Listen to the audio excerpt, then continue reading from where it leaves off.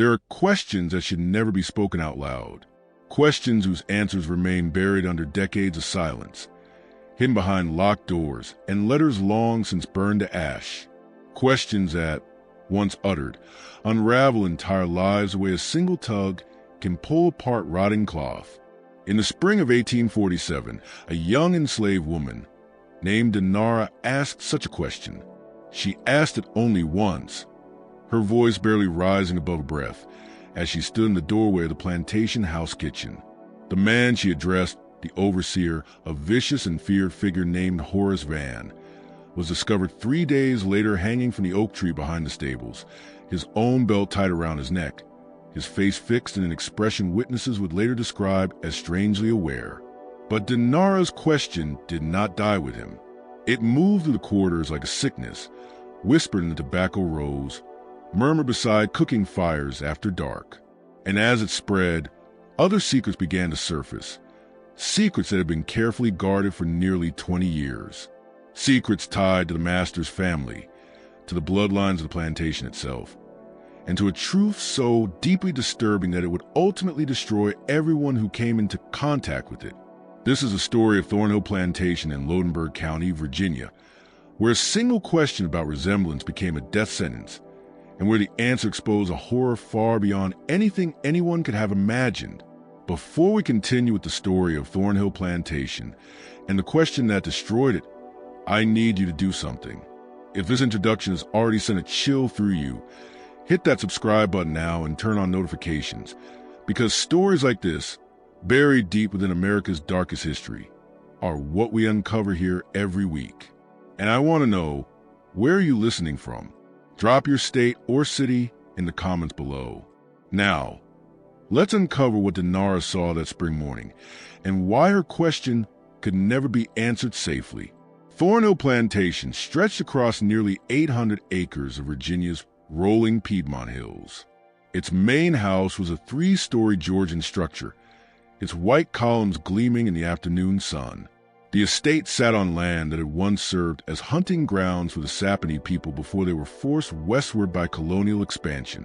By 1798, when Colonel Jonathan Fairmont purchased a property using profits earned in the tobacco trade, no visible trace of the original inhabitants remained, save for the occasional arrowhead turned up by a plow blade.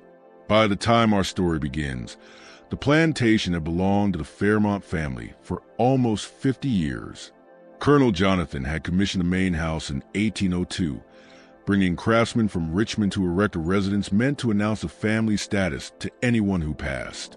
Inside was a grand entrance hall with sweeping curved staircase, a parlor on each side with marble fireplaces, and a formal dining room large enough to seat 20 guests. Upstairs were 6 bedrooms with tall windows overlooking the tobacco fields that rolled down toward the river. Behind the main house stood the dependencies, the separate kitchen house built to reduce the risk of fire, the smokehouse where meat was cured, the dairy with its cool stone floor, and the laundry where enslaved women labored over steaming tubs day after day. There were also the carriage house and stables, the overseer's cottage, and beyond all of these, arranged in 2 long rows, the slave quarters, rough wooden cabins with dirt floors and crude stone chimneys, each sheltering anywhere from 4 to 8 people. Colonel Jonathan Fairmont had died in 1825, leaving the plantation to his son, Edward's father, also named Jonathan. This second Jonathan Fairmont ran Thornhill for 7 years before dying suddenly in 1832 from what the doctor called apoplexy, a stroke that struck in the middle of the night, leaving him cold and lifeless in his bed by morning. He was only 41 years old. Edward Fairmont, then just 28, inherited everything: the land, the house, the debts, and the 47 human beings whose names were listed in his state inventory between the livestock and the furniture. He had been married for 3 years to Catherine Whitcomb, the daughter of a Richmond merchant, and together they had 1 infant daughter who would die of scarlet fever before reaching her 2nd birthday. By 1847, Edward was 43 and looked older. His hair, once a deep brown, had turned mostly gray, and his face carried the weathered look of a man who spent his days outdoors inspecting fields and reviewing accounts. He was not particularly tall, perhaps 5'9", but he held himself with the rigid posture of someone keenly aware of his authority. His eyes were a pale gray, almost colorless in certain light, and they rarely betrayed emotion. Catherine had died in 1838 while giving birth to their only surviving child, a boy named Thomas. The labor had lasted nearly 2 days, and afterward Catherine had bled excessively. The town doctor did what he could, but infection set in. She lingered for a week, feverish and delirious, calling out for her mother and speaking of things that made no sense to anyone listening. Edward sat beside her every night, holding her hand, saying nothing. When she finally died, he buried her in a family cemetery on the hill behind the house, beneath a marble marker carved with angels. Thomas was now 9 years old, a thin, quiet boy with his father's pale eyes and his mother's delicate features. He was educated by a tutor from Richmond, a stern Presbyterian named Mr. Gaines, a man who believed firmly in Latin, mathematics, and the rod. The boy showed an aptitude for learning, but little enthusiasm. He spent his free hours reading alone in the library or wandering the grounds, always solitary, always silent. The plantation's enslaved population numbered 47 souls. In the spring of 1847, that number shifted slightly with births and deaths, the occasional sale or purchase, but had remained close to 50 for nearly 15 years. Most worked the tobacco fields stretching from the main house down to the river, their days measured by the arc of the sun and the overseer's watch. Tobacco was relentless work, demanding constant attention from planting in April through harvest in September. Even in winter, there was labor to be done, stripping leaves, preparing seedbeds for the coming year, repairing tools and fences. Others were assigned to the house, the stables, the smithy, or the kitchen. As on every plantation, there was a hierarchy among the enslaved people. House servants looked down on field hands. Skilled craftsmen held higher status than common laborers, and those born on the plantation considered themselves superior to those brought in from elsewhere. But in the end, those distinctions meant very little. They were all property, all subject to the same absolute authority, all exposed to the same casual and unremarkable cruelty. Dinar was 19 years old that April. She had been born on the plantation to a woman named Ruth, who died of fever when Dinar was 12. Ruth had worked inside the main house as a chambermaid, tasked with cleaning bedrooms, changing linens, emptying chamber pots, and tending to the personal needs of the Fairmont family. Dinar remembered her mother as a quiet woman, with sad, watchful eyes and gentle hands. Ruth had secretly, dangerously, taught her daughter to read, using a Bible she had somehow obtained, hiding it away when others came near. She told Dinar stories about her own mother, who had been taken from Africa as a child and who relived the ocean crossing in nightmares that haunted her for the rest of her life. Ruth died in the summer of 1840, during a fever outbreak that killed 6 people on the plantation.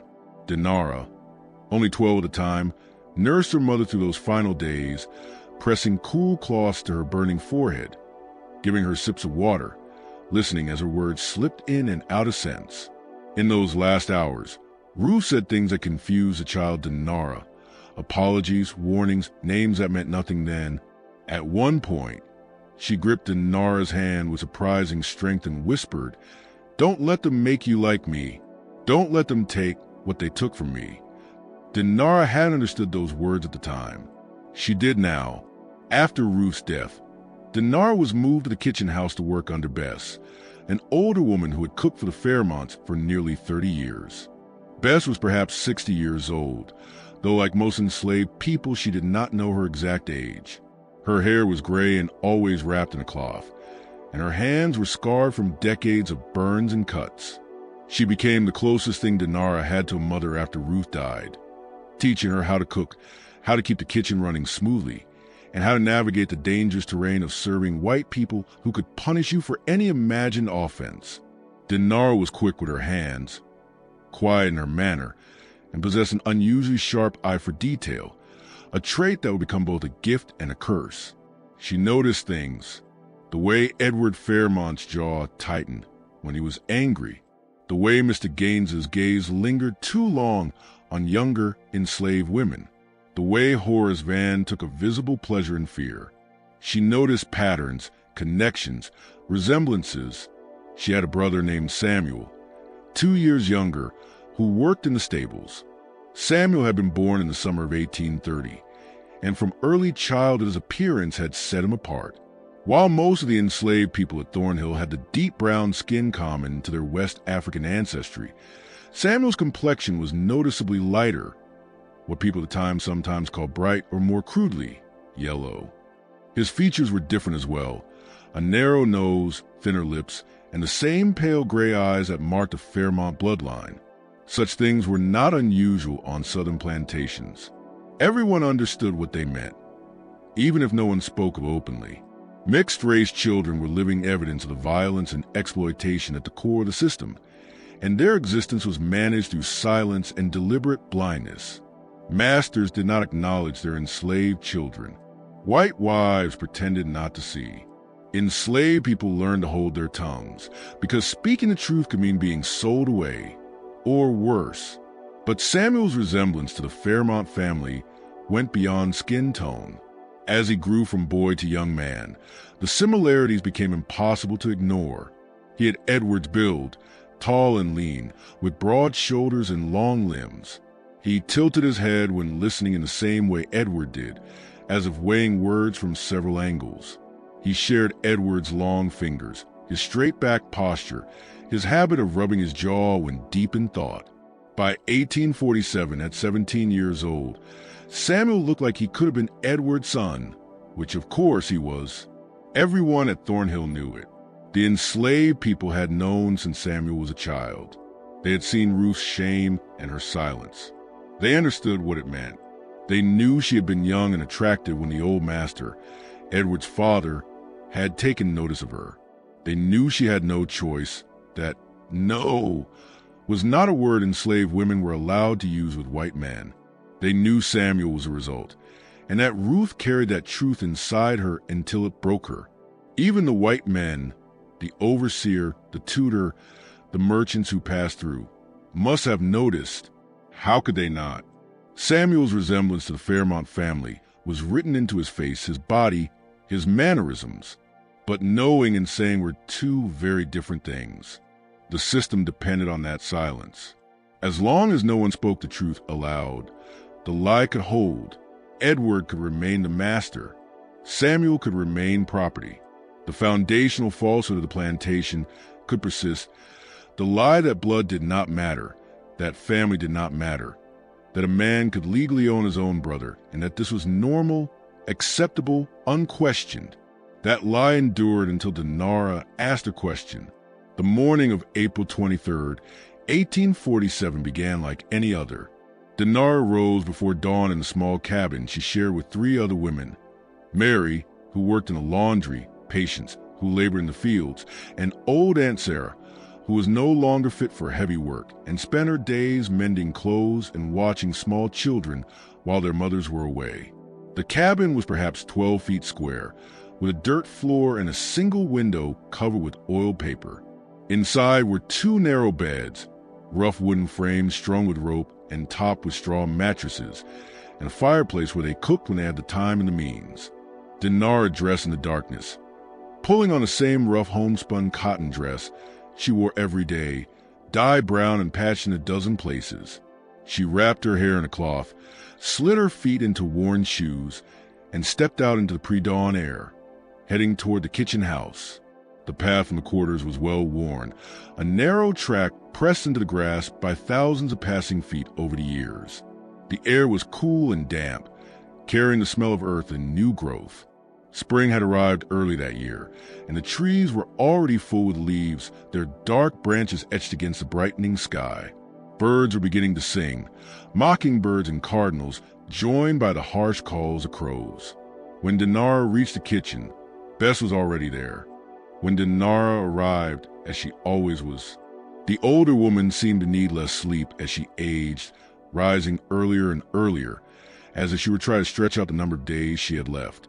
She had already built the fire in the great hearth, and the kitchen was warming, the smell of fresh wood smoke mingling with the lingering traces of yesterday's meals. "Morning, child," Bess said, without lifting her eyes from the dough she was kneading. "Morning, Aunt Bess," Dinara replied softly. They worked in their usual, comfortable silence. Bess kneaded bread while Dinara fetched water from the well, filled a large kettle and hung it over the fire to heat, gathered eggs from the henhouse, and sliced ham from the joint hanging in the smokehouse. The kitchen was a separate building, perhaps 20 feet from the main house, connected by a covered walkway. It was constructed of brick with a slate roof, designed to contain any fire that might break out. The main room held an enormous fireplace fitted with hooks and iron cranes, a long work table worn smooth by decades of use, shelves lined with dishes and pots, barrels of flour and cornmeal, and strings of onions and dried peppers hanging from the rafters. By 6 o'clock, they were preparing the breakfast that would be carried to the main house: biscuits, ham, eggs, coffee, and preserves made from the previous summer's peaches. Young Thomas took his breakfast in the dining room with his tutor at 7 sharp. Mr. Gaines's rule, part of the strict discipline he believed essential to a boy's education. Edward ate later, usually around 8, in his study while reviewing the plantation's account books. The routine never varied. It had been the same for years. Dinara could have done her work half asleep, and sometimes it felt as though she did, her body moving through familiar motions while her thoughts drifted elsewhere. That morning, though, her thoughts kept returning to Samuel. Her brother had been in trouble again. 2 days earlier, he'd been caught near the main house after dark, an area where enslaved people were forbidden to be once the workday ended. Samuel claimed he had been looking for a lost tool, but Horace Van had not believed him, or had not cared whether it was true. The overseer had announced that Samuel would receive 10 lashes as punishment, to be carried out that afternoon in front of the other enslaved people as an example. 10 lashes. Dinara had seen whippings before. She had heard the crack of the whip and the screams that followed. She had seen the bloody welts carved into backs. 10 lashes was not the worst. Some endured 50, even 100, beatings that left them unable to work for days. But 10 was enough to scar, enough to cause lasting pain, enough to humiliate. And for what? For walking near the house his own father owned, for existing in a place where his presence reminded everyone of the truth they worked so hard not to acknowledge. Around 8 o'clock, Dinara was carrying a tray of fresh biscuits from the kitchen toward the main house when she encountered Horace Van on the path. The overseer was a thick-set man of perhaps 50, his face perpetually red from drink and sun, his small eyes always calculating. He wore rough work clothes, canvas trousers, a homespun shirt, heavy boots, and at his belt was coiled a short whip. It was not the long whip used in the fields, but a personal instrument he used for what he called correction. Van had been overseer at Thornhill for 8 years, hired by Edward after the previous overseer died suddenly of a heart attack. He was efficient, brutal, and utterly without sentiment. To him, the enslaved people were livestock to be managed, and he managed them through fear. Throughout the county, he was known as a hard man, someone capable of handling difficult slaves, and Edward paid him well for it. Van stepped directly into Dinara's path, his bulk blocking her way. He glanced down at the tray she carried, then let his gaze travel slowly over her face, in a way that made her skin crawl. "Morning, Dinara," he said, his voice coated with a false friendliness that somehow felt worse than open cruelty. "Morning, Mr. Van," she replied, keeping her eyes lowered as she had been taught. He reached out, took a biscuit from the tray without asking, bit into it, and chewed slowly, crumbs catching in his beard. He stood close enough that she could smell him, sweat, tobacco, and something sour beneath it all. "Your brother's getting his lashes this afternoon," Van said casually. 3 o'clock by the tobacco sheds. "You'll be there to watch, I expect." It was not a question. When punishment was given, everyone was required to watch. It was part of the lesson. "Yes, sir," Dinara said quietly. "Good." Van took another bite of the biscuit. Boy needs to learn his place. Getting too big for his britches. Thinking he can go where he pleases. Can't have that. Gotta keep order. You understand? Yes, sir. Van smiled. Your mama understood that. Ruth knew her place, knew how things worked. You do well to be like her. He showed yellow teeth. Pretty girl like you. Smart, too. You could do well here if you keep your head down and your mouth shut. The meaning behind his words was unmistakable, and it made Dinara's stomach twist. She said nothing, simply stood there holding the tray until he finally stepped aside. Best get those biscuits to the house before they get cold, he said. Master Edward doesn't like cold biscuits. Dinara hurried past him, her heart hammering in her chest. She could feel his eyes on her back as she walked toward the house. She entered the back door into the warming kitchen, a small room where dishes were kept hot before being served. From there, a narrow hallway led past the butler's pantry to the dining room. As she approached the tray, she heard voices, Thomas and his tutor, Mr. Gaines. The dining room door was slightly ajar. Dinara paused, not out of curiosity, but from habit. Servants learned to pause before entering rooms, to listen, to sense the mood, to avoid interrupting at the wrong moment, to make themselves invisible until needed. Through the narrow opening, she could see Thomas seated at the long mahogany table, his Latin primer open in front of him. The book looked enormous compared to the boy's small frame, its pages dense with tightly packed text. Mr. Gaines stood beside him, one hand resting on the back of Thomas's chair, the other pointing sharply at a line on the page. The tutor was a thin man of about 40, with a narrow face and dark hair combed severely back. He wore a black suit, as he always did, and carried himself with the rigid certainty of a man convinced he knew the will of God. Again, Mr. Gaines was saying the conjugation, first person singular, present tense. Thomas's young voice began to respond, voice hesitant. Amo. Louder. Speak with confidence. Amo. Almas. Amat. The morning light from the tall windows fell across Thomas's face, illuminating his profile. The sharp nose, the pale eyes, the thin mouth, the way his hair fell across his forehead. He wore a white shirt with a stiff collar, dark trousers, shoes polished to a mirror shine. A child dressed like a miniature adult, already being shaped into the master he was expected to become. And in that moment, Dinara thought of her brother.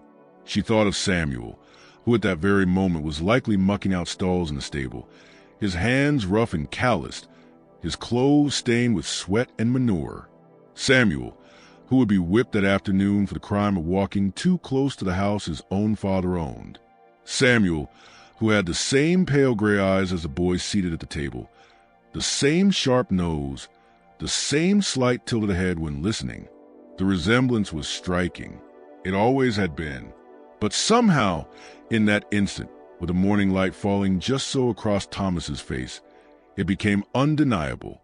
They could have been brothers. They were brothers, half-brothers, sharing a grandfather, sharing Fairmont blood. Yet one sat at a mahogany table learning Latin, destined to inherit land, wealth, and power, while the other cleaned stables and faced a whip for standing in the wrong place. The anger rose suddenly, unexpectedly, a hot surge that burned up from her chest into her throat. It was not planned, not calculated. It was the breaking point after years of enforced silence, years of watching her mother's sadness, years of seeing Samuel treated as property while carrying the face of the family that owned him, years of swallowing truths everyone knew but no one dared to say. Dinara pushed the door open and entered with the tray. Mr. Gaines glanced at her with the blank, dismissive expression white people reserve for servants, registering her function but not her humanity, acknowledging her presence the way one might note a piece of furniture being moved. Thomas did not look up, still focused on his Latin. Dinara set the tray on the sideboard and began arranging the biscuits on a serving plate. Her hands trembled despite her effort to steady them. The anger was still there, pressing, demanding release. And then, in a voice that was quiet but unmistakably clear, she said, "Why does the young master look exactly like my brother?" The room went utterly still. The words hung in the air like smoke, impossible to brush away, impossible to pretend had not been spoken. Dinara continued arranging the biscuits, her hands moving automatically, her heart pounding so hard she was certain everyone could hear it. Mr. Gaines turned slowly.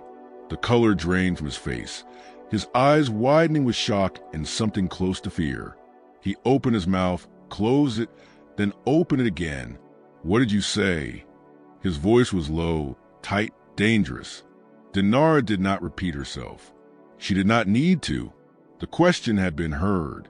It had been understood. And now it existed in the open, undeniable. Thomas looked up from his primer, his young face creased with confusion. "Which brother?" he asked with the unfiltered honesty of a 9-year-old who did not yet understand why this question was forbidden. "Who does she mean? I didn't know she had a brother." Mr. Gaines's face flushed from pale to deep red. He took a step toward Dinara, one hand lifting as if to strike her, then seemed to reconsider. He was breathing hard, his chest rising and falling beneath his black coat. "Get out," he said quietly. "Get out now." Dinara left the tray. She left the biscuits half arranged. She left the room. She walked down the hallway, through the warming kitchen and out the back door.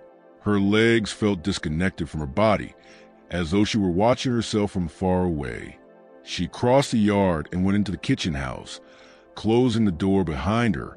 Bess was at the table rolling out dough for pies.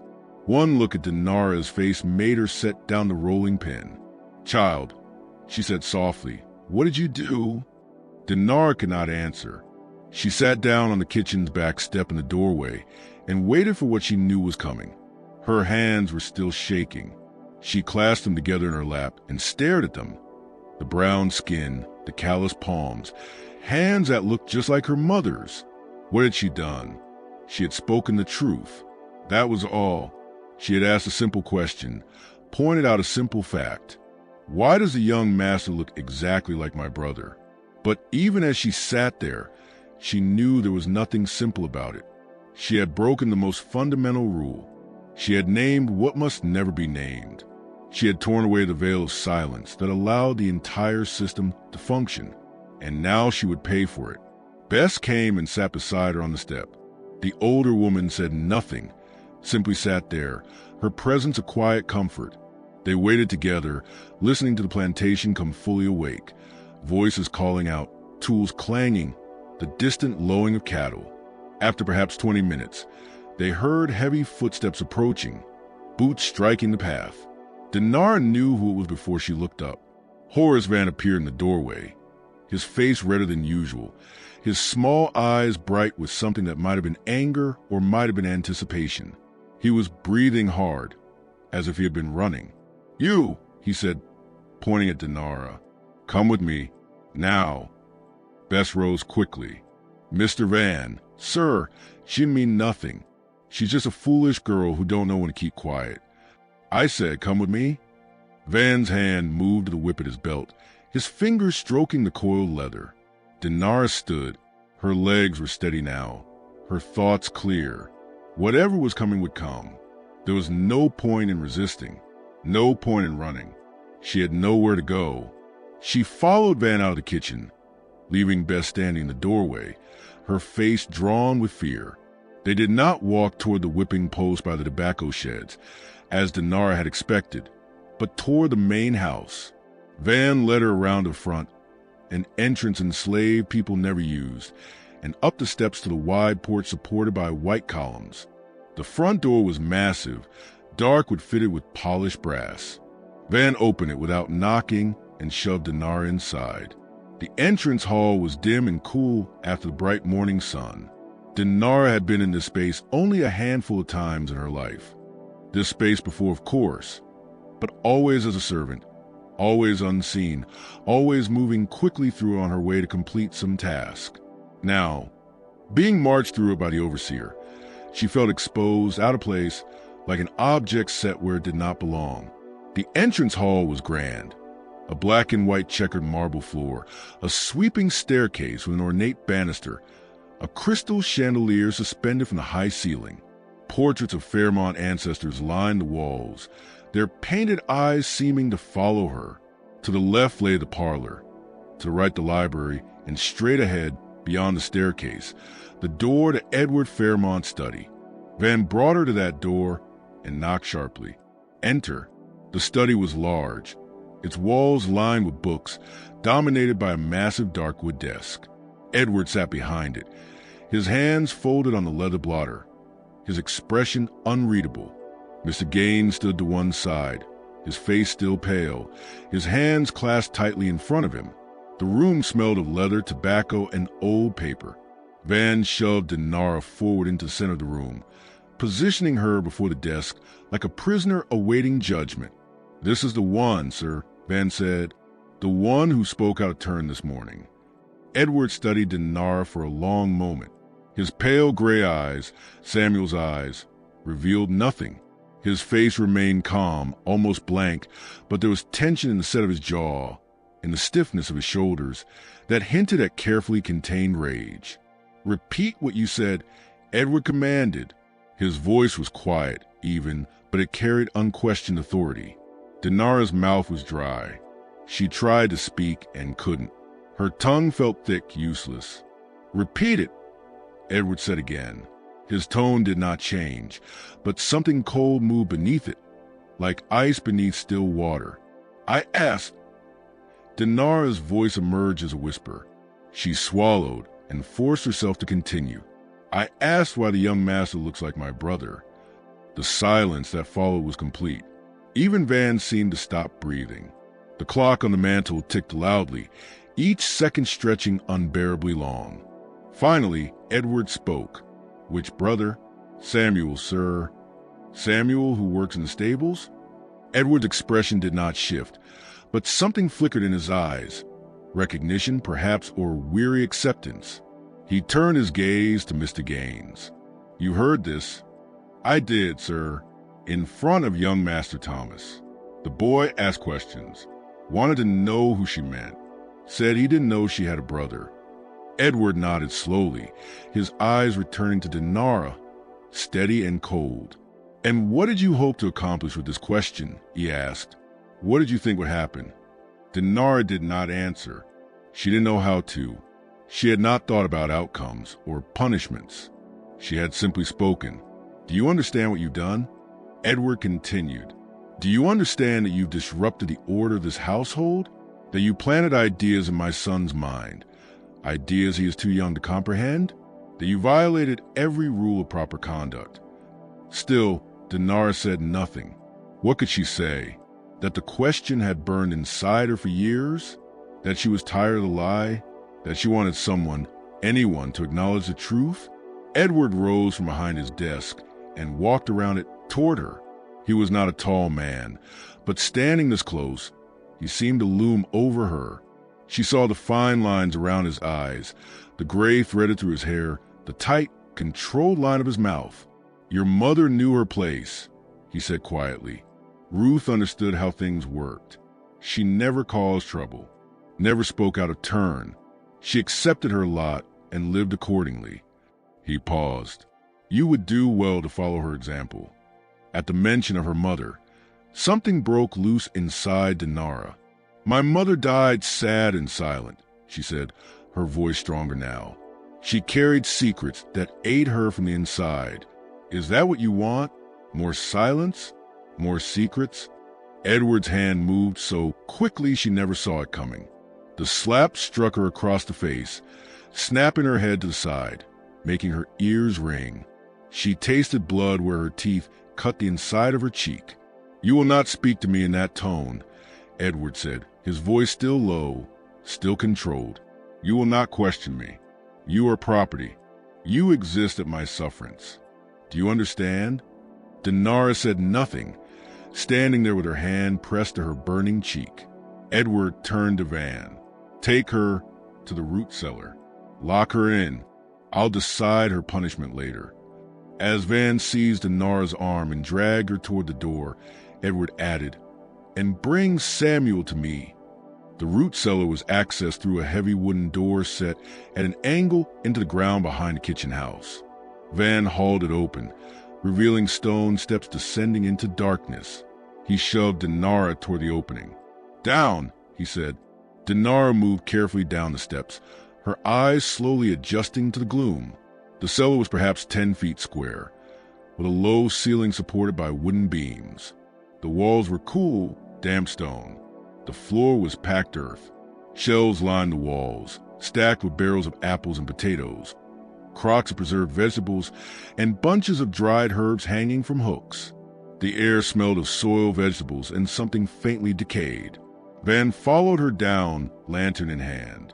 He hung it on a hook, casting flickering shadows along the walls. Then he turned to her, his small eyes roaming over her body in a way that made her skin crawl. "You know," he said conversationally, "you're a pretty girl. Smart, too. Shame you don't know when to keep your mouth shut." He stepped closer. "Things could be easier for you if you were friendlier." Dinara backed away until her shoulders hit the stone wall. "Mr. Van, please." He reached out and touched her face, his fingers rough against her skin. "No need be scared," he said softly. "I'm just saying, be nice to me, I'll be nice to you. I could talk to Master Edward. Tell him you're sorry. Tell him it won't happen again. I've got influence here." Dinara turned her face away from his hand. "Please don't." Van's expression shifted. "Hardin, you think you're better than me?" he said. "Think because you can read and work in the house you're above the others?" His hand moved to her throat, not squeezing, just resting there. A promise, a warning. "You're nothing. You're property. And you just made the biggest mistake of your life." He held her there a moment longer, his hand at her throat, his face close enough that she could smell his breath. Then he stepped back, lifted the lantern, and turned toward the steps. "You think about what I said," he called over his shoulder. "Think real hard about whether you want a friend or an enemy." He climbed the steps and slammed the door shut. Dinara heard the heavy bolt slide into place above her, sealing her inside. The darkness was absolute. The cellar had no windows, no light source at all once the door was closed. Only the faintest slivers of gray crept in through cracks in the wood, barely enough to register. Dinara stood still for a moment, waiting for her eyes to adjust. But there was nothing to adjust to. The dark was total. She fell along the stone wall until she reached the corner, then lowered herself to the packed dirt floor, her back pressed against the cold stone. She drew her knees up to her chest, wrapped her arms around them, made herself small, and waited. Time behaved strangely in the darkness. Without light, without sound beyond a faint creak of floorboards above, Dinara lost all sense of how long she had been there. It might have been an hour. It might have been 3. Her eyes began to betray her, showing shapes and movement that weren't real. Her mind drifted, slipping between memory and imagination. She thought of her mother, of Ruth's final days. The fever had come suddenly, the way it so often did. One day Ruth had been well, moving quietly through the house, working as she always had. The next day she was burning with heat, delirious, unable to stand. Dinara had been 12 years old enough to help nurse her, too young to understand that her mother was dying. Ruth had spoken strange things in those last days. She talked about the ocean, though she herself had never seen it. Memories inherited from her own mother. She spoke of a man with pale eyes who had taken something from her that could never be returned. She apologized again and again, though Dinara had never known why. And she had warned her daughter, over and over, "Don't let them make you like me. Don't let them take what they took from me." Dinara understood now. Ruth had been violated, used, forced to bear a child for a man who owned her. She had lived with that truth and that silence for 17 years, watching her son grow up with his father's face, knowing that everyone saw it and no one dared name it. The silence had eaten her from the inside. It had killed her as surely as the fever did. And now Dinara had broken that silence. She had said out loud what everyone knew. She had asked the forbidden question. What would happen to Samuel now? Edward had ordered him brought to the study. What would a master do to his own son, to his own blood, now that the truth had been spoken into the open? Her thoughts were cut short by sound from above. Footsteps, fast and heavy. Voices raised in alarm. More footsteps running. Shouting. Something was wrong. Dinara stood, found the steps by touch, climbed them, and pressed her ear against the door. The sounds were muffled but unmistakable. People running. People shouting. A woman screaming. And then, cutting through everything else, a scream unlike anything Dinara had ever heard. A man's voice, raw with terror and pain. Screaming words she couldn't quite make out. The screaming went on, rising and falling, sometimes forming words. No, no, please, God, no. And sometimes dissolving into pure sound, the sound of someone in unimaginable agony. Then it stopped abruptly, cut off mid-cry. The silence that followed was worse than the screaming. Dinara pressed her forehead against the door, her heart pounding. What had happened? Who had been screaming? Was it Samuel? Had Edward done something unspeakable to him? She pounded on the door. Hello?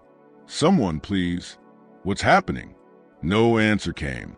The sound above shifted again. No more running, no more shouting. Only low, urgent voices, fearful voices, and the sound of something heavy being dragged across the ground.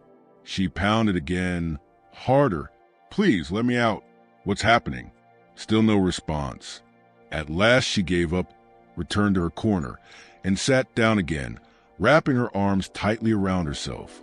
She was shaking now, though she couldn't tell whether it was cold or fear or both. Hours passed. Slowly, the sounds above returned to normal.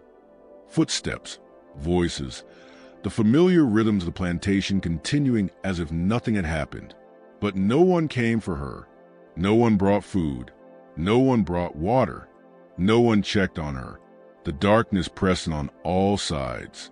Dinara drifted in and out of uneasy sleep, waking and dozing again. Her mouth was dry. Her stomach ached. Terror sat heavy in her chest. She thought of Samuel, wondered if the screaming had been his, wondered what Edward had done. She thought of her mother, wondered if Ruth could see her now, wherever the dead went, and whether she would be proud or afraid of what Dinara had done. She thought about truth and silence, about the cost of speaking and the cost of staying quiet. She had broken the silence, and everything seemed to be unraveling. But had it already been unraveling all along? Hadn't the lie been rotting the foundation for years, poisoning everyone it touched? More time passed. Dinara lost all sense of day or night. In the unbroken darkness of the cellar, time ceased to have meaning. Finally, perhaps 6 hours later, perhaps 12, she heard the bolt slide back. The door opened and light poured in, blinding after so long in the dark. Dinara raised her hands to shield her eyes, squinting against the glare. A figure stood silhouetted in the doorway. As her vision adjusted, she saw it was Bess, holding a candle, her face streaked with tears. "Come on, child," Bess said softly. "Come on out of there." Dinara climbed the steps on shaking legs, her muscles stiff and aching from sitting so long. She emerged into what looked like late afternoon. The sun hung low in the sky, casting long shadows across the yard. She had been locked in the cellar for perhaps 8 hours. "What happened?" Dinara asked. "I heard screaming. Was it Samuel? Where is he?"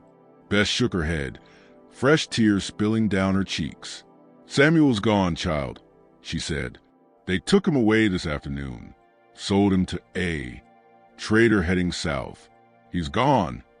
The word struck Dinara like a physical blow. Sold. But Bess tightened her grip on Dinara's arm.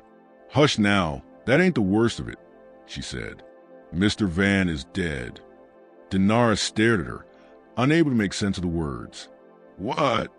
"They found him about an hour ago," Bess said, her voice trembling, "hanging from the oak tree behind the stables. Used his own belt." She shuddered.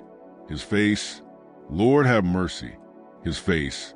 They say it looked like he'd seen something terrible, like he'd seen the devil himself.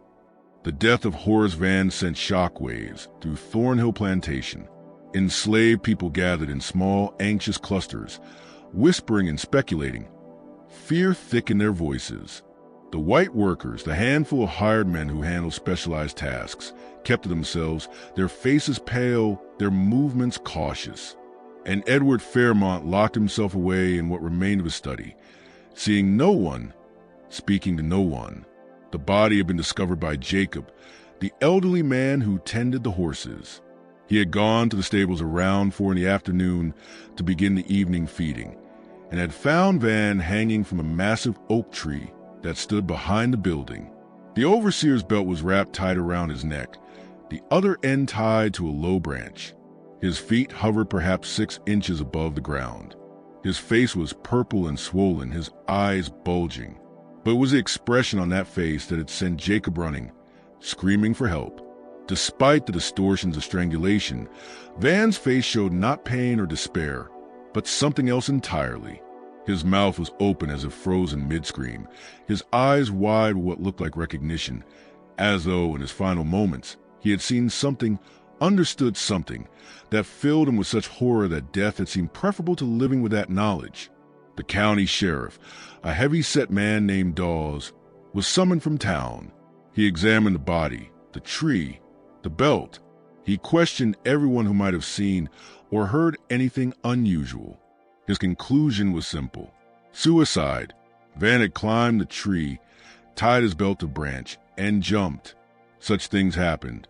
Men sometimes took their own lives for reasons known only to themselves. But even Sheriff Dawes could not explain why a man like Van, brutal, practical, seemingly without conscience, would suddenly kill himself. He could not explain the expression on the dead man's face. He could not explain why Van's personal effects showed no sign of despair or preparation. No note, no settling of affairs, no indication he had been contemplating death. The enslaved people had their own explanations, whispered after dark in the quarters. Some said it was God's judgment, divine punishment for Van's cruelty. Some said it was Ruth's ghost, returned to avenge her children. Others said it was something darker, something that had been awakened by Dinara's question, by the speaking of a truth that should have remained buried. Old Aunt Sarah, who claimed to have the sight, said she had already seen Van's ghost wandering near the stables, his neck bent at an unnatural angle, his face still fixed in that expression of terrible understanding.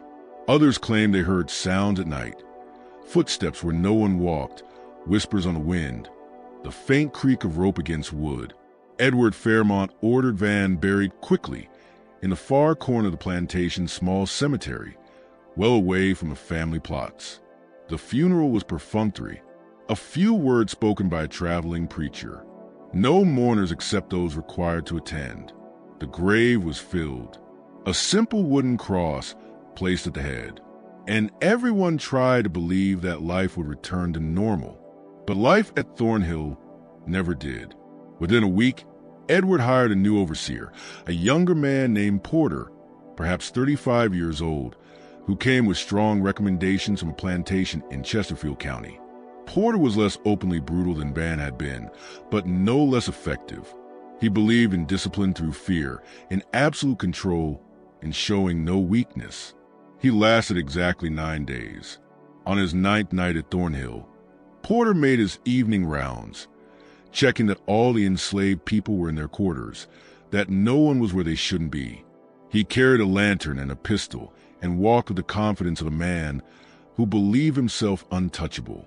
He went to the stables last, as was his habit, to check the horses and secure the building for the night.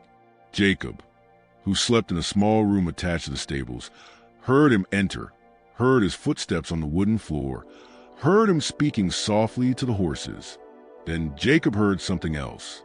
A gasp, a strangled cry, the sound of the lantern hitting the ground. Then silence. Frightened, Jacob stayed in his room with the door barred. He did not come out until morning. When he did, he found Porter standing in the center of the stable, his face pale as death, his eyes wide and fixed on nothing. The lantern lay shattered on the floor, oil soaked into the straw. The horses were restless, stamping and snorting. "Mr. Porter?" Jacob said carefully. "You all right, sir?" Porter turned toward him, and Jacob instinctively stepped back. There was something wrong with the overseer's face. Not injured, not marked, just wrong, as if he had aged 10 years in a single night. "The tree," Porter whispered. "The oak tree. He's still there, still hanging, still watching." "Ain't nobody there, Mr. Porter," Jacob said. "Mr. Van's buried. I saw him." Porter's voice rose to a shout. "I saw him hanging there. His face, he couldn't finish." He pushed past Jacob and fled the stable. By noon, Porter had packed his belongings and left Thornhill. He refused to explain, refused to stay even one more night. He rode away on horseback, glancing back over his shoulder as though expecting something to follow him. Edward tried to persuade him to stay, even offered more money, but Porter would not discuss it. "There's something wrong with this place," he said. "Something evil. I won't stay here. I won't end up like Van." And he was gone. Edward hired a third overseer, a hard man from North Carolina named Garrett, and warned him about what he called foolish superstitions among the enslaved people. Garrett laughed and said he didn't believe in ghosts. He had been managing slaves for 20 years, he said, and had never encountered anything that couldn't be explained by natural causes. He lasted 2 weeks. On his final night at Thornhill, Garrett was found at dawn wandering through the tobacco fields, his clothes torn, his hands bleeding, his face scratched as if he'd been running blindly through thorn and briar. He was muttering to himself, his words barely coherent. "The boy," he kept saying, "the boy in the stables. The eyes, the same eyes. He knows what was done. He knows." They brought him back to the house, tried to calm him, tried to make him explain what had happened. But Garrett either could not or would not say more. He repeated the same phrases over and over. Eyes, knowing, the boy in the stables, until his voice went hoarse. By midday, he had recovered just enough clarity to pack his belongings. He left that afternoon without collecting his wages, without saying goodbye, without once looking back. After that, Edward could find no one willing to serve as overseer. Word had spread quickly through the county. Thornhill Plantation was cursed. Haunted. Wrong. 3 overseers in less than a month. 1 dead. 2 driven away by something they could not or would not name. No amount of money was worth that risk. The enslaved people, now largely unsupervised, continued their work out of habit and fear. They understood that if the plantation failed, they would be sold off, families torn apart, lives shattered. So they worked the fields, tended the animals, repaired the buildings, kept the routines going. But the rigid discipline that had once governed Thornhill had collapsed. Without an overseer, without constant surveillance, the structure began to fracture. And Thomas Fairmont, now 10 years old, began asking questions. At first, they were harmless enough. Thomas asked Bess about the boy who used to work in the stables. He asked old Jacob where Samuel had gone. He asked other enslaved people about his mother's family, about his grandfather, about the history of the plantation. Most of them deflected his questions, gave vague answers, tried to redirect him. But Thomas was persistent.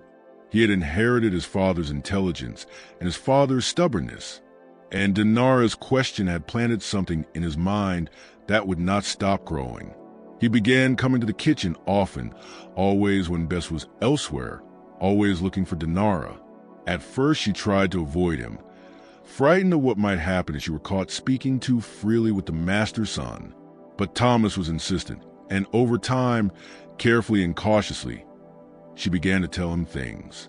Not everything, not the full truth Edward had made clear in his study, but pieces of it, fragments a 10-year-old might be able to hold. She told him about Samuel, about how kind he had been, how he carved small animals from scraps of wood and gave them to the younger children in the quarters. She told him about their mother Ruth, who had died of fever, who had been gentle and sad. She explained in careful language that sometimes masters had children with enslaved women, and those children were born into slavery despite who their fathers were. Thomas listened with an intensity that felt unsettling in someone so young. He asked questions that showed he understood more than he should have.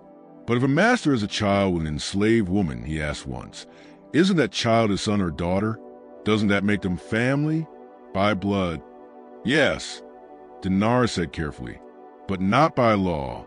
The law says the child follows the condition of the mother. If the mother is enslaved, the child is enslaved, no matter who the father is. But that's not fair. No, young master, she said softly. It isn't fair. And Samuel, Thomas said, his voice low, he was my brother. Yes. My full brother? Yes. And he looked like me. Dinara hesitated, then nodded. Yes, he looked like you. Thomas fell silent, his young face drawn tight with thought. Why did he look like me? This was a dangerous question, the one Dinara could not answer directly. You'd have to ask your father that, young master. I did, Thomas said. He won't tell me. He says I'm too young. Says I shouldn't concern myself with such matters. He looked at her with pale gray eyes, Samuel's eyes. But I do understand. I understand that Samuel was my uncle, that he was my grandfather's son, that he was family, and father sold him. Dinara said nothing. There was nothing to say. The boy had put the pieces together on his own. He was 10 years old, and he already understood the fundamental horror at the center of his world. It's wrong, Thomas said quietly. All of it. It's wrong. Yes, Dinara replied. It is. Over the course of that summer, Dinara watched something change in him. The innocence faded from his face, replaced by a knowledge no child should have to carry. He was beginning to understand what he was part of, what his family had done, what his own existence meant. He was beginning to see that he was both victim and beneficiary of a system built on violence and lies, that his comfort was purchased with other people's suffering, that his inheritance rested on stolen lives and broken families. And that understanding was tearing him apart. On the night of August 27th, Thomas Fairmont disappeared. Edward discovered it the next morning at breakfast when the boy failed to appear. Thomas was always punctual, arriving in the dining room at 7 sharp as Mr. Gaines demanded. When he did not come down, Edward sent a house servant to check on him. The servant returned pale and shaken. Thomas's bed had not been slept in. His window stood open. The boy was gone. Edward's response was immediate and frantic. He ordered every enslaved person on the plantation assembled in front of the main house. They stood in rows beneath the white columns as Edward paced before them, his voice stripped of its usual control, raw with fear. If anyone knows where my son is, speak now, he demanded. If anyone has helped him, hidden him, harmed him, speak now, and your punishment will be less severe than if I discover it later. No one spoke. No one knew anything. Confusion and fear rippled through the line. Thomas had vanished, and no one had seen or heard a thing. Edward sent riders to neighboring plantations, to the town of Lodenberg, to the river crossings. He offered a reward, $50, a staggering sum. He questioned everyone again, this time one by one. Still, nothing. Days passed. The search widened to cover the entire county. Neighbors joined in, forming search parties to comb the woods and fields. But Thomas Fairmont was nowhere to be found. The sheriff returned, bringing deputies with him, searching for any sign of the missing boy. But Thomas had vanished as completely as if the earth itself had opened and swallowed him. Edward was beside himself. He did not sleep, barely ate, spent his days and nights riding the fields and woods, calling his son's name, offering prayers to a God he had never truly believed in. Work on the plantation ground to a halt as everyone focused on the search. Fear and tension hung over Thornhill like a storm cloud. On the third day, Dinara went to Edward's study. She knocked, waited for permission, and stepped inside. Edward looked up from his desk. He appeared hollowed out, his face haggard, his eyes red and raw from sleeplessness. "What is it?" he asked. His voice was hoarse. "I know where he is," Dinara said. Edward stood so suddenly that his chair tipped backward and fell to the floor. Where? The old slave cemetery, she said. Past the tobacco fields, near the woods. Edward stared at her. Why would he be there? Because I told him about it, Dinara replied. About the people buried there. She hesitated. About his grandmother, Ruth. Edward's face drained of color. You told him, he asked. He asked about Samuel's mother, Dinara said. I told him the truth. I told him where she was buried. For a moment, Dinara thought Edward might strike her again, his hand clenched into a fist, his whole body rigid with fury. Then, just as suddenly, the anger seemed to drain out of him, leaving only exhaustion and despair. Show me, he said quietly. They walked together to the tobacco fields, past the work sheds, and into the woods. It was late afternoon. Sunlight slanted through the trees, casting long shadows across the ground. Birds sang overhead, indifferent to human grief. The old slave cemetery lay in a small clearing, perhaps a quarter-mile into the woods. It was where the enslaved buried their dead, far from the white cemetery near the main house. The graves were marked with rough wooden crosses and field stones, most of them weathered and leaning.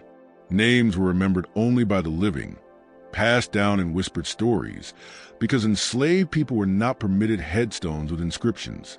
They found Thomas sitting beside one of the graves, his back against a tree, his face streaked with dirt and dried tears. He had apparently been there for 3 days, sleeping on the ground, drinking from a creek, eating nothing. His clothes were torn and filthy. His face was scratched by branches, his lips cracked from thirst. When he saw Edward, he did not move. He simply looked at his father with pale gray eyes, Samuel's eyes, Edward's eyes, and said, She's buried here. Ruth, my grandmother. Edward stopped several paces away, as though afraid to come any closer. Thomas, he said carefully, you need to come home. Why? The boy's voice was flat, emptied of emotion. So I can pretend I don't know? So I can grow up and own my own cousins and half-brothers and pretend it's normal? Samuel was my uncle. He stood up, his small frame trembling. My uncle and my half-brother. And you sold him. You sold your own son, your own brother's son, and you didn't even care. It's not that simple, Edward said. Yes, it is.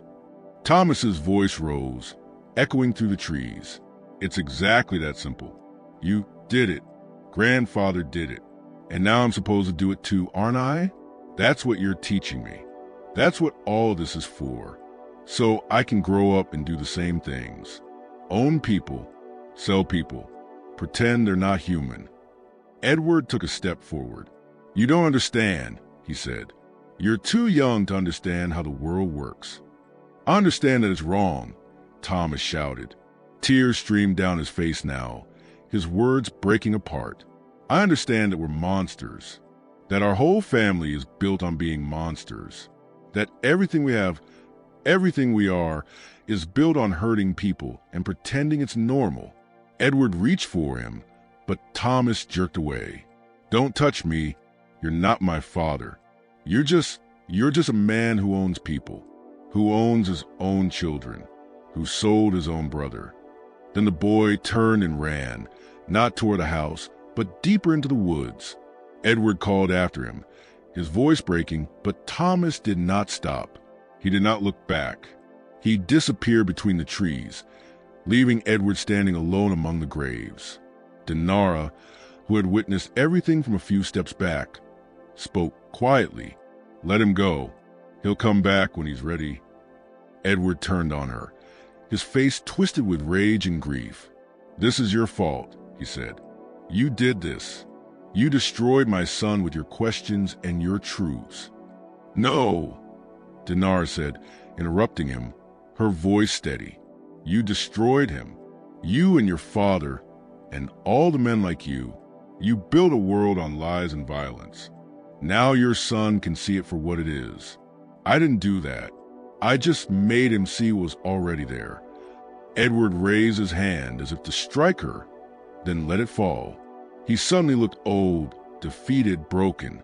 The master of Thornhill Plantation, A man who had controlled so much and wielded such power stood among the unmarked graves of the people his family had owned and looked like someone who had lost everything.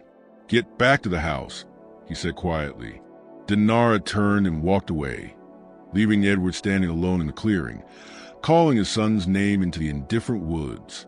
Thomas returned to the house that evening. He was silent, hollow-eyed. He went straight to his room and locked the door. Edward tried to speak with him, standing in the hallway, pleading to the closed door, but Thomas did not answer. The next morning, Thomas emerged and resumed his routine as if nothing had happened. But something fundamental had broken inside him. He moved through the house like a ghost, speaking only when spoken to, his face blank. He ate in silence, completed his lessons mechanically, spent his free hours alone in his room. Edward watched his son with growing desperation. He tried to explain. He tried to justify.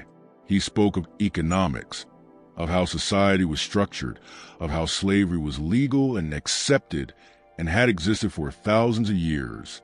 He spoke of duty, inheritance, and the responsibilities of their class. But Thomas would not listen. He had seen the truth, and he could not unsee it. He had understood the horror, and he could not unknow it. In September, Edward made a decision. He would send Thomas away, to a boarding school in Richmond, away from Thornhill and its ghosts, away from Dinara and her dangerous truths, away from the graves and the woods and the questions they raised. Perhaps distance with men would have been broken. Perhaps Thomas would forget, would learn to accept the world as it was, would grow into the master he was expected to become. But before Edward could make any arrangements, something happened that rendered all such plans meaningless. September brought cooler air to Virginia, the first faint breath of autumn. The tobacco harvest was underway, the most critical time of the year. Enslaved people worked long days cutting the leaves, hanging them in the curing barns, tending them carefully so they dried properly. The success or failure of the plantation depended on these weeks. But the work moved slowly, unevenly, without the iron hand of an overseer. Edward tried to manage it himself, but he was no overseer. He did not know the details of the labor. He did not know how to drive people to exhaustion, how to extract maximum productivity through fear. He lacked both the skill and the brutality required. The enslaved people worked, but on their own terms. They paused when they needed to. They helped one another. They looked after the elderly and the children, without waiting for orders, without constant surveillance and the immediate threat of punishment. They formed their own rhythms, their own quiet systems. The work was completed, but not with the ruthless efficiency Vance had enforced. Edward watched with mounting frustration, unable to stop it. He could not find anyone willing to serve as overseer. He could not manage the plantation himself, and he could not sell everyone and begin again. That would destroy Thornhill's value and leave him ruined. He was trapped, and he knew it. Meanwhile, Thomas continued his strange, silent existence. He moved through his days mechanically, detached from the world around him. He completed lessons with a new tutor, a timid young man from Lynchburg who lasted exactly 3 weeks before leaving, claiming the atmosphere at Thornhill was oppressive. Thomas showed no interest in learning. He ate his meals without tasting them. He slept, but his nights were filled with nightmares that left him screaming in the dark. And he continued to seek out Dinara. He continued to ask questions. He continued trying to understand what should never have been placed on a child's mind. One afternoon in mid-September, Thomas found Dinara in the kitchen garden, gathering vegetables for supper. Bess was inside, and they were alone. Thomas sat on the ground beside her, watching as she worked. After a long silence, he spoke. "I've been thinking," he said, "about what you told me, about how the law says children follow the condition of the mother." Dinara continued picking beans, dropping them into her basket. "Yes, young master. So if a free woman has a child with an enslaved man, the child is free." "Yes. But if an enslaved woman has a child with a free man, the child is enslaved." "Yes." Thomas was quiet for a moment. "That's designed to benefit the masters, isn't it?" he said. so they can have children with enslaved women and never have to free them, so they can increase their property. Dinara looked at him, startled by the clarity of his reasoning. Yes, she said, that's exactly what it's designed to do. And my grandfather, Thomas continued, he had children with enslaved women, with your mother, with others. This was dangerous ground, but Dinara chose honesty. Yes, Ruth wasn't the only one. So I have uncles and aunts who are enslaved, he said slowly. Cousins, half-brothers and sisters. Yes. Thomas picked up a stick and traced shapes in the dirt. And my father knows this. Yes. And he doesn't care. Dinara chose her words carefully. I think he does care. I think it troubles him. But he doesn't know what to do. The system is bigger than any one man. Your father didn't create it. He inherited it, the same way he inherited this plantation. But he could change it, Thomas said. He could free people. He could acknowledge his family. He could, Dinara agreed, but it would cost him everything. His money, his status, his place in society. And it wouldn't end the system. Other plantations would still exist. Other enslaved people would still suffer. One man freeing his slaves wouldn't end slavery. Thomas threw the stick away. So everyone's trapped, he said. The enslaved people are trapped because they're property. And we're trapped because we benefit from owning them. And we can't give that up without losing everything. Yes, Dinara said quietly. That's right. It's evil, Thomas said. The whole thing is evil. Yes. They sat in silence for a while. Dinara working, Thomas staring at the ground. Then he spoke again. What happened to Samuel? Where did they send him? South, Dinara said. That's all I know. The trader was heading to Mississippi or Alabama, to the cotton plantations. Is he? Will he be all right? Dinara did not answer immediately. The cotton plantations were infamous for their brutality, for working people to death and replacing them without hesitation. Samuel was young and strong, which might help him survive. But he was also light-skinned, educated, visibly marked by his resemblance to the family that had owned him. That could make things far worse. I don't know, she said finally. I hope so. I pray so. But I don't know. Thomas nodded slowly. Then he said something that sent a chill through her. I wish I'd never been born, he said. I wish I didn't exist. Because my existence is part of this. I benefit from it. I eat food grown by enslaved people. I wear clothes made by enslaved people. I live in a house built by enslaved people. Everything I have, everything I am, is built on their suffering. And someday I'm supposed to inherit all of this. I'm supposed to become the master. I'm supposed to continue it. He looked at her with eyes far too old for his young face. I don't want to. I don't want any of it. I'd rather die than become what my father is, what my grandfather was. Don't say that. Dinara said urgently. You're young. You can choose differently. You can be different. Can I? Thomas asked. Or am I already too corrupted? Already too much a part of it? Dinara had no answer. She kept picking vegetables, and Thomas sat beside her in silence, trapped in a system neither of them had created, yet one that bound them both. That night, Edward Fairmont sat alone in his study, drinking whiskey and sorting through Horace Vann's personal effects. After the overseer's death, his belongings had been boxed and stored in a trunk in the attic. Edward had avoided them for weeks, but now, restless and unable to sleep, he felt compelled to look. He told himself he was searching for answers, for understanding, for something, anything, that might explain what had happened. The trunk held expected items: clothes, a razor, a pipe, a small amount of money. But at the very bottom, wrapped carefully in oilcloth, Edward found a small leather-bound journal. He opened it and began to read. The journal was Vann's private record, kept meticulously over many years. It contained notes on plantation operations, observations about the enslaved people, records of punishments administered. But woven through these entries was something far more disturbing, a detailed accounting of bloodlines.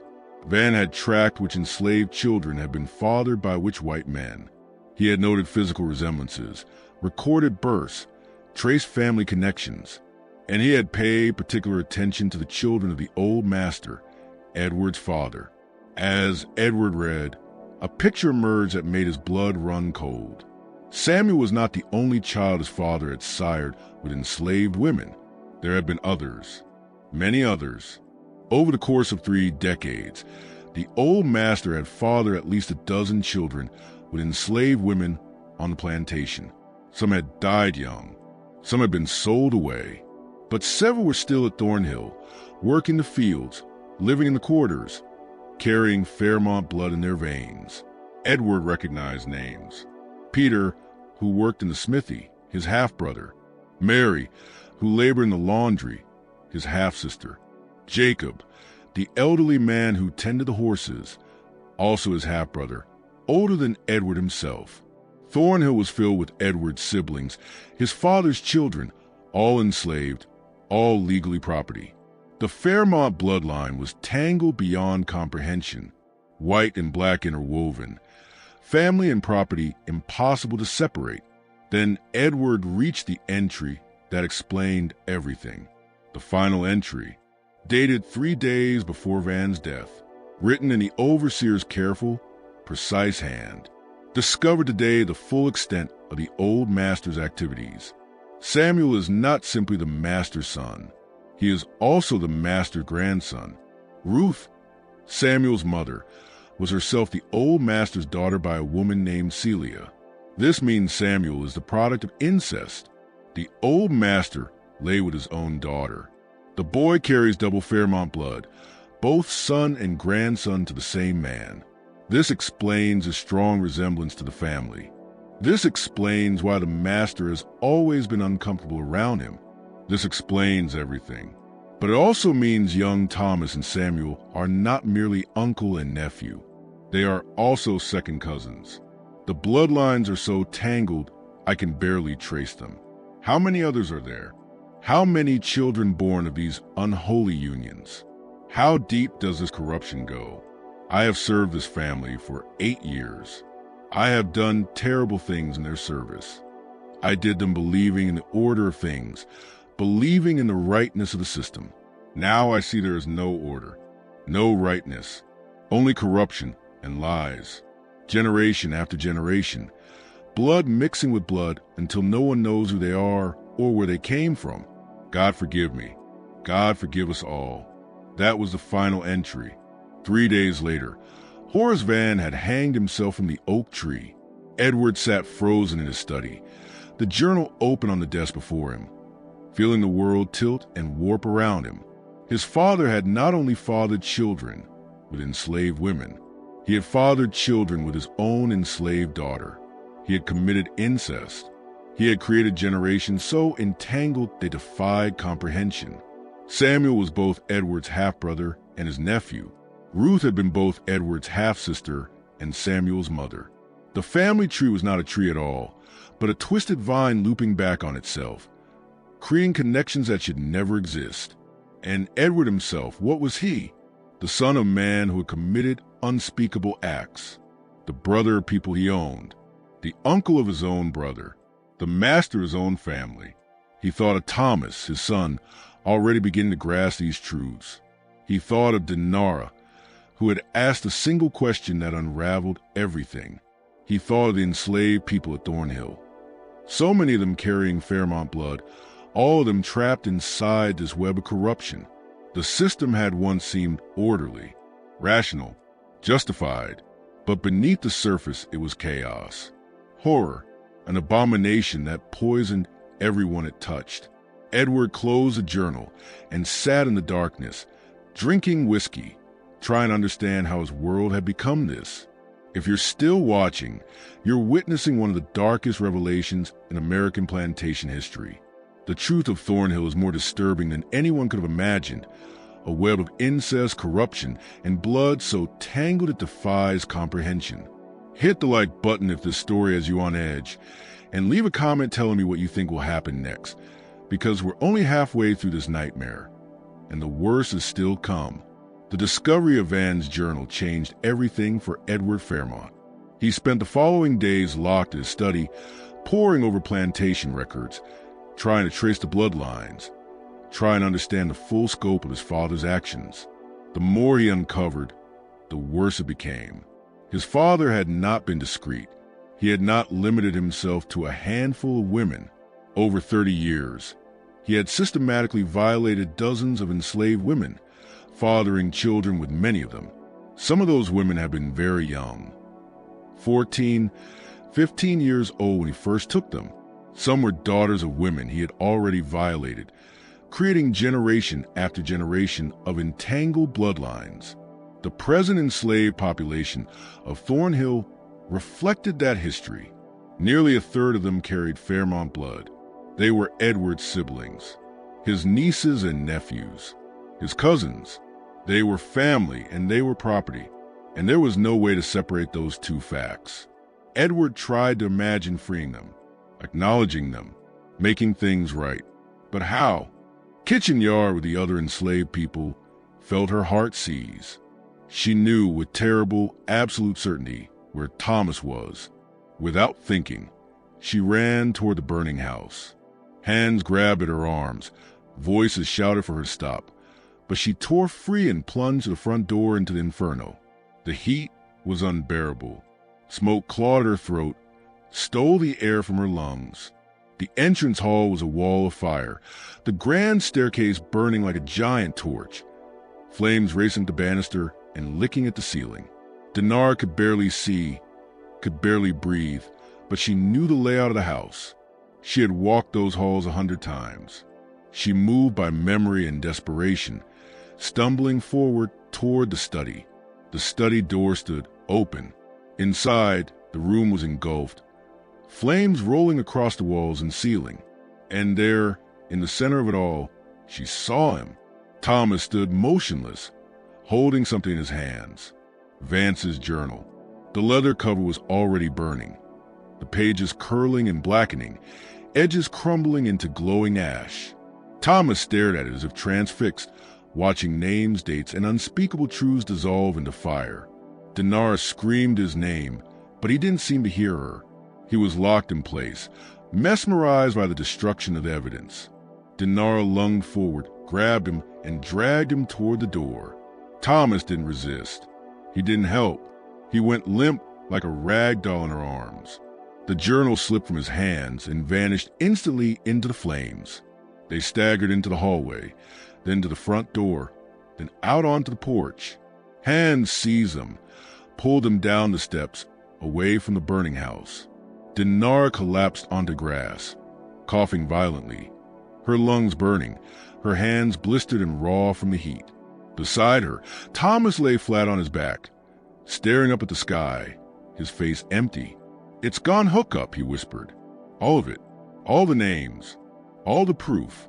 All the evidence of what we did." Dinar looked at him, then back at the roaring house. She understood. He had started the fire deliberately. He had meant to destroy the journal, to erase the evidence of his family's crimes.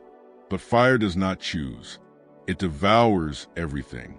And now the main house of Thornhill Plantation was being consumed, taking with it not only the journal, but all the family records, all the account books, all the written histories of the Fairchild family. By dawn, the main house of Thornhill Plantation was a smoking ruin. The outer walls still stood, blackened and hollow, but everything inside was gone. Furniture, books, papers, portraits. Every physical record of the Fairchild family's past reduced to ash.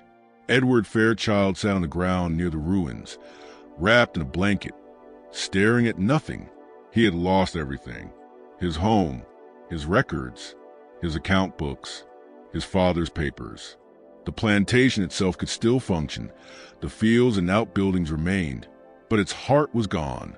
And beside him sat his son, his only child, wearing that same blank, hollow expression, saying nothing. The county sheriff arrived later that morning to investigate. He questioned everyone, examined the ruins, and came to a simple conclusion. The fire had been an accident, perhaps a lamp left burning, perhaps a spark from a fireplace. These things happen in old houses, especially ones filled with books and papers. No one mentioned that Thomas had been found in the study holding a burning journal.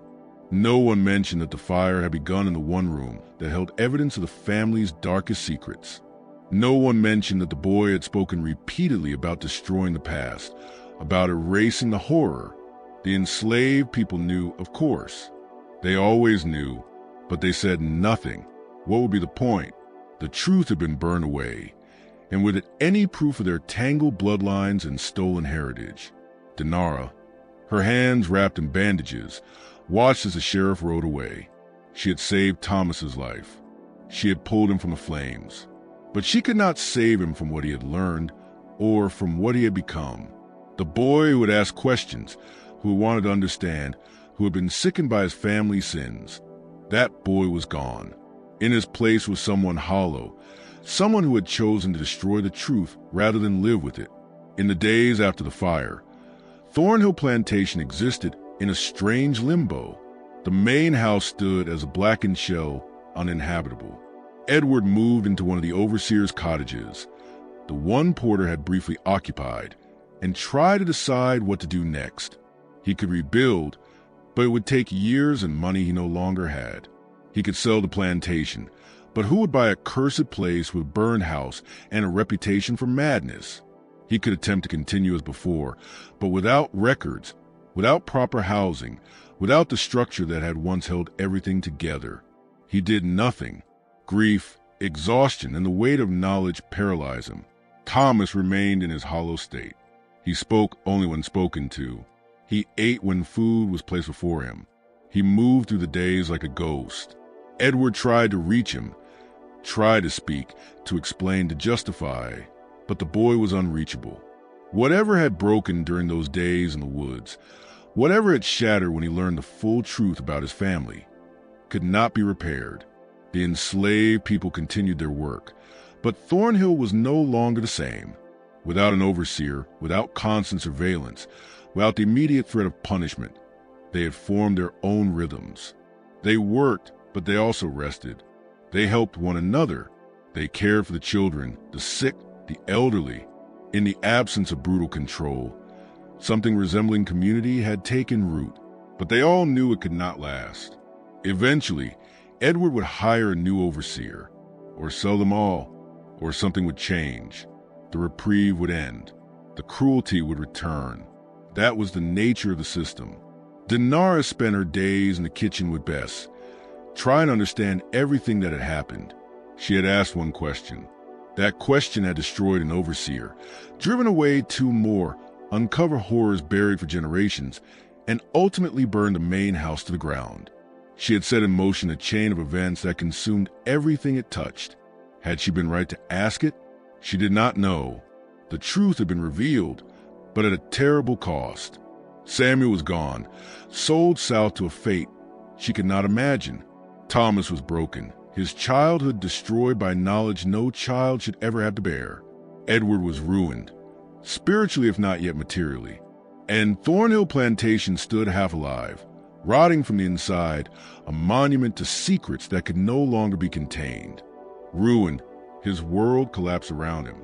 And the enslaved people of Thornhill, though they had gained a brief respite, were still enslaved, still property, still trapped inside the system. The truth had not freed anyone. It had only destroyed. One evening in late September, as Dinara was cleaning the kitchen after supper, Thomas appeared quietly in the doorway. He looked worse than ever, thinner, his face gaunt, his eyes hollowed out. "I'm leaving," he said without preamble. "Father is sending me to boarding school in Richmond. I leave tomorrow." Dinara set down the pot she had been washing. "I wanted to thank you," Thomas said quickly before she could speak, "for telling me the truth, for answering my questions, for pulling me out of the fire." "You don't need to thank me," Dinara said. "Yes, I do." He stepped closer, and she saw tears in his eyes. "You're the only person who's ever been honest with me. Everyone else lied, or stayed silent, or tried to protect me from the truth. You didn't. Even though it was dangerous. Even though it could have gotten you killed. You told me anyway. I'm sorry the truth hurt you so much, Dinar said softly. Don't be, Thomas replied. I needed to know. I needed to understand what I'm part of, what my family has done. He wiped his eyes with his sleeve. I'm going to Richmond. I'm going to study. And someday I'm going to be a lawyer. I'm going to use the law to fight this system. I'm going to spend my life trying to undo what my family has done. Dinara looked at this 10-year-old boy, this child who had been forced to grow up too quickly, broken by knowledge no child should bear, now trying to rebuild himself with purpose. I hope you succeed, she said quietly. My name is Thomas, he said, not young master, just Thomas. He hesitated, then added, and you're not a slave. You're Dinara. You're my aunt. You're my family. He held out his hand. In the world they lived in, the gesture was revolutionary. Enslaved people did not shake hands with white people. Property did not shake hands with owners.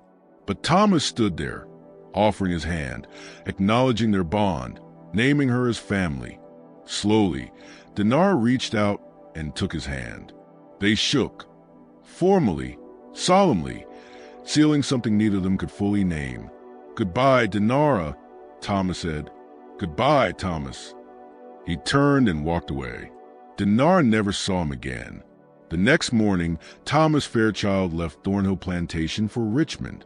He would spend the next 8 years at boarding school, then attend the University of Virginia, then study law. He would become a lawyer, just as he promised, and he would spend his life fighting against slavery.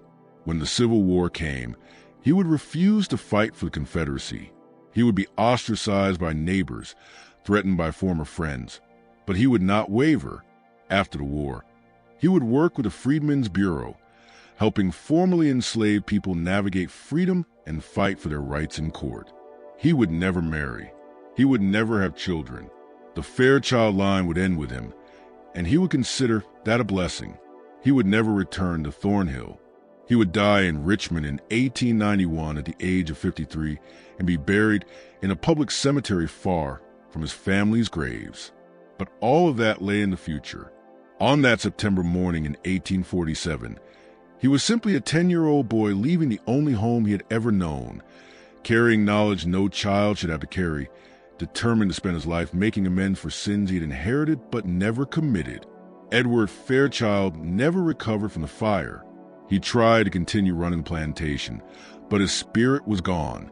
He drank heavily, slept poorly, wandered the grounds like a ghost.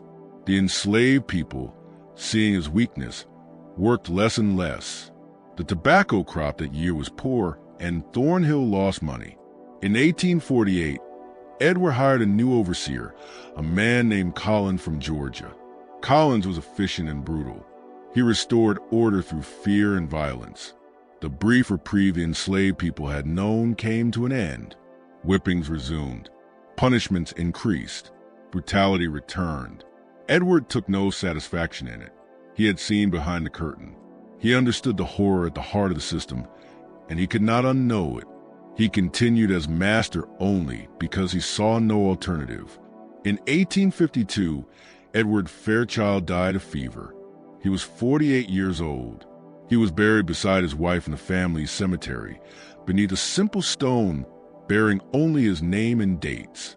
Thomas, then 14, inherited Thornhill Plantation, but never returned to live there.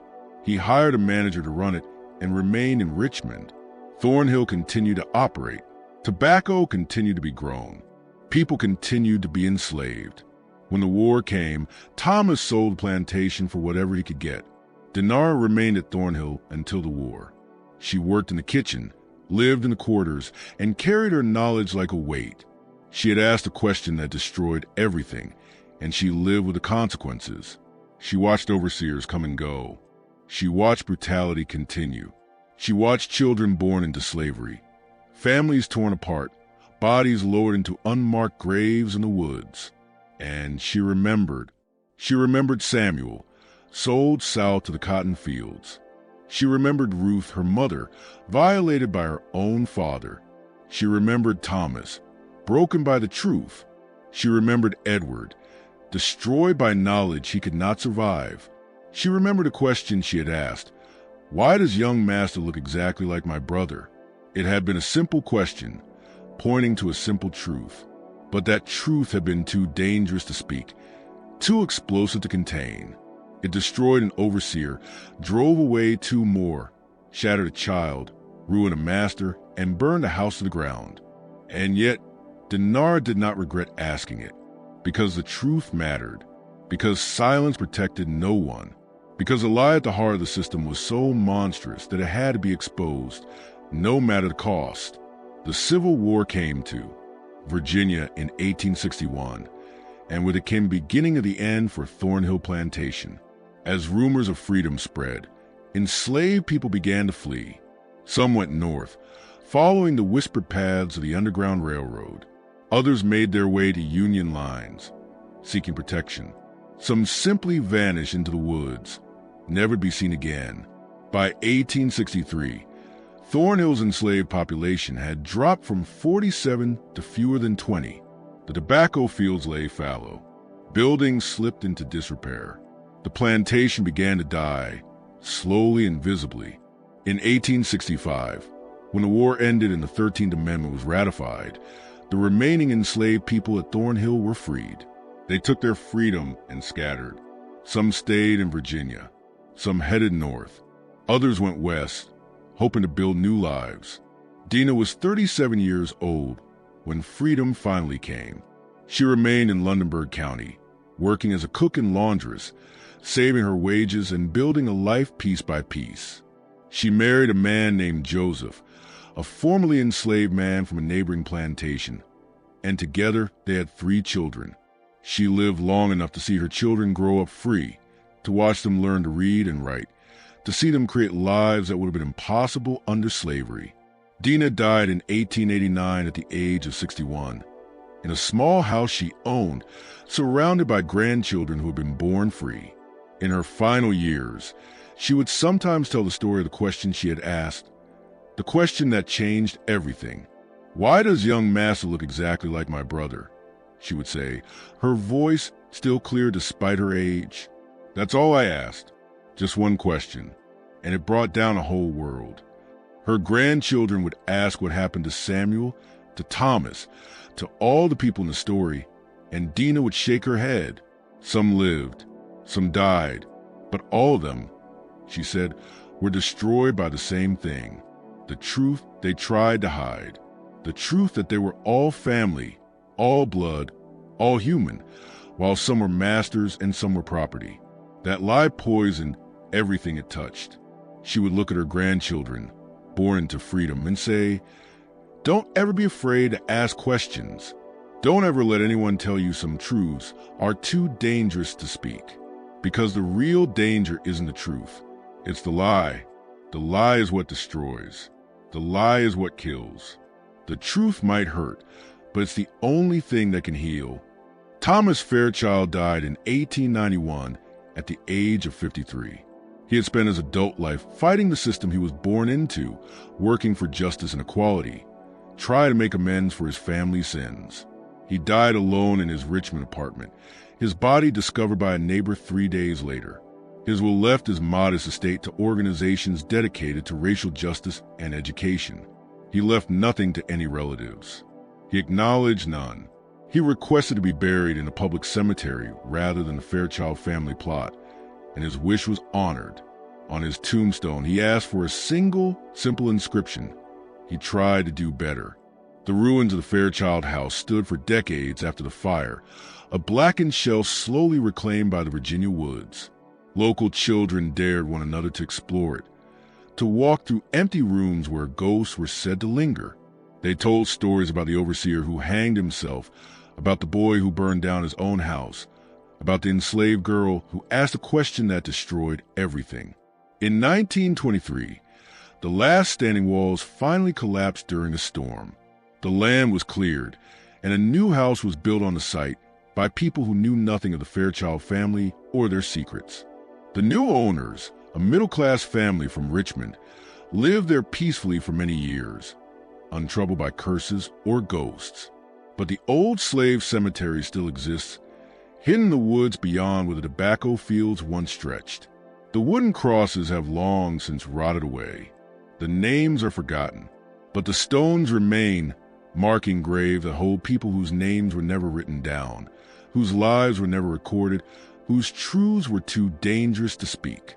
Ruth lies buried there, though no one knows which grave is hers.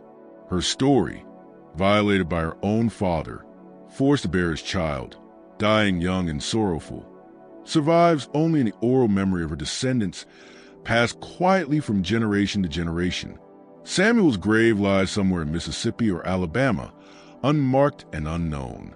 Whether he survived the cotton fields, whether he lived to see freedom, whether he had children who carried his line forward, no one knows. He vanished into the machinery of the domestic slave trade and was never heard from again. Horace Vance lies in a far corner of the white cemetery, his death officially recorded as a suicide. His secrets were buried with him. His grave is unmarked now, the wooden cross long since decayed.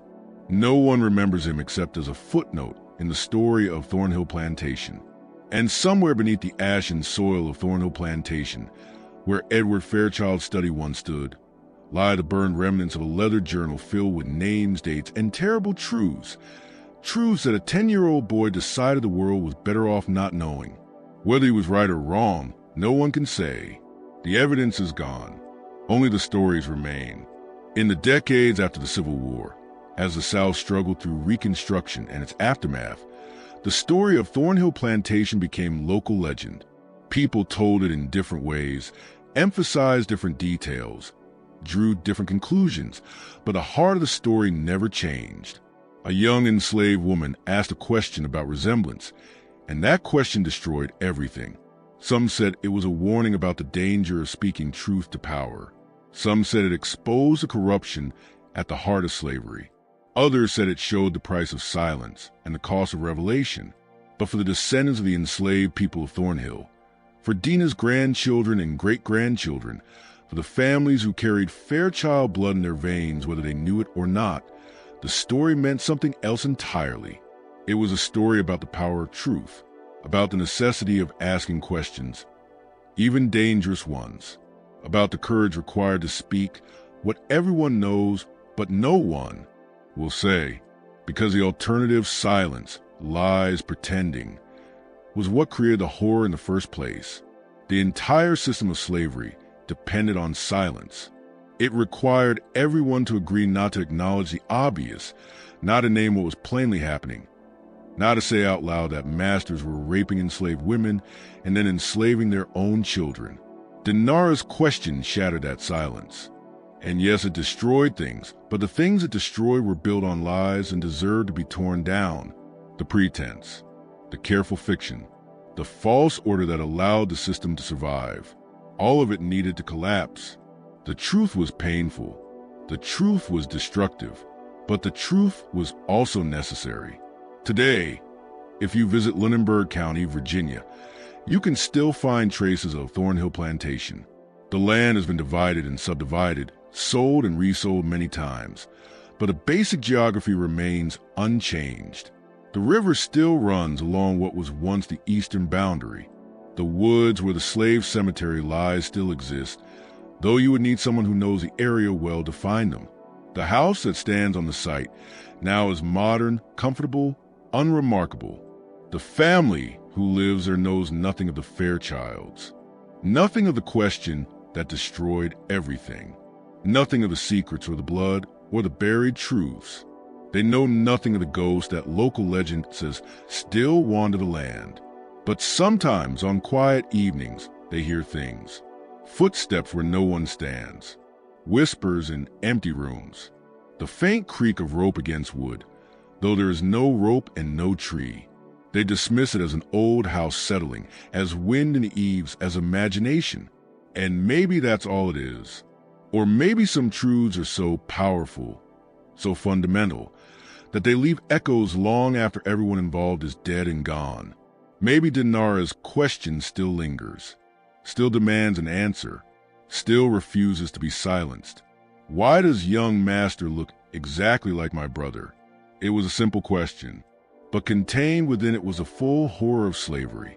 All the lies that sustained it, all the truths that would eventually destroy it. And the answer everyone knew but no one could say, was this. Because they were family. Because blood does not care about law or custom or race.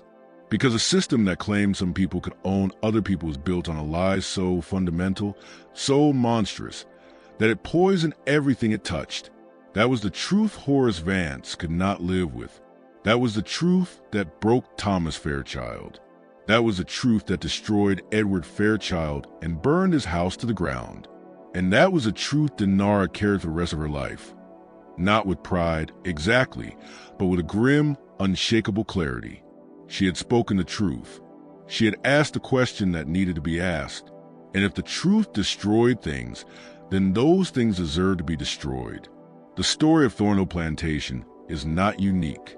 Across the South, on 1,000 plantations, similar stories unfolded. Masters fathered children with enslaved women. Families became tangled beyond recognition. Truths were buried. Lies were maintained. Everyone pretended not to notice what was obvious. Most of these stories were never told. Most of the questions were never asked. Most of the truths stayed hidden.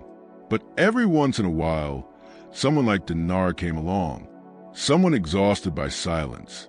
Someone tired of lies. Someone unwilling to keep pretending. Someone who asked a question everyone was thinking, but no one dared to say aloud. And when that happened, when the truth was finally spoken, everything changed. Not always for the better.